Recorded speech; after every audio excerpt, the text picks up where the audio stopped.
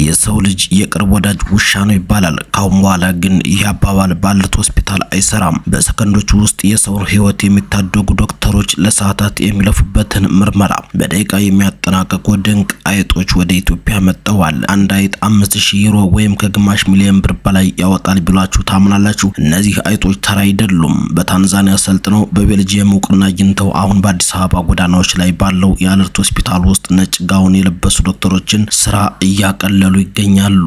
አክታን አሽትተው ቲቢን የሚለዩት እነዚህ ፕሮፌሰር አይጦች እንዴት ስራቸውን እንደሚሰሩና የጤና ዘርፉን እንዴት እየቀየሩት እንደሆነ በዝርዝር ይዘንላችሁ ቀርበናል። እስከ መጨረሻው አብራችሁን ቆዩ።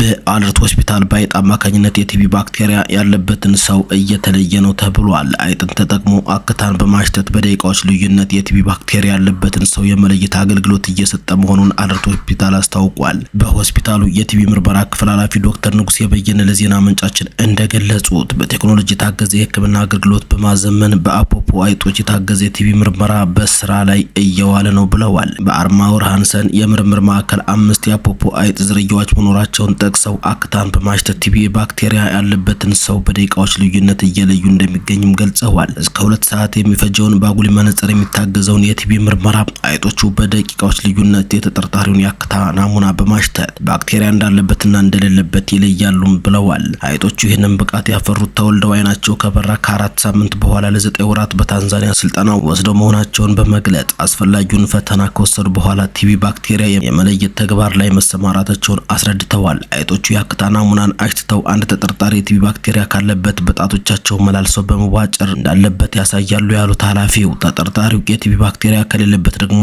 አክታውን ካሸተቱ በኋላ ሳይዋጨሩ በማለፍ የመለየት ስራውን የሚያከናውኑ ይሆናል። የሕክምና ባለሙያዎች ሂደቱን በመከታተል ባክቴሪያው የተገኘበትን ተጠርጣሪ መድኃኒት እንዲጀምር እንደሚያደርጉም ተገልጿል።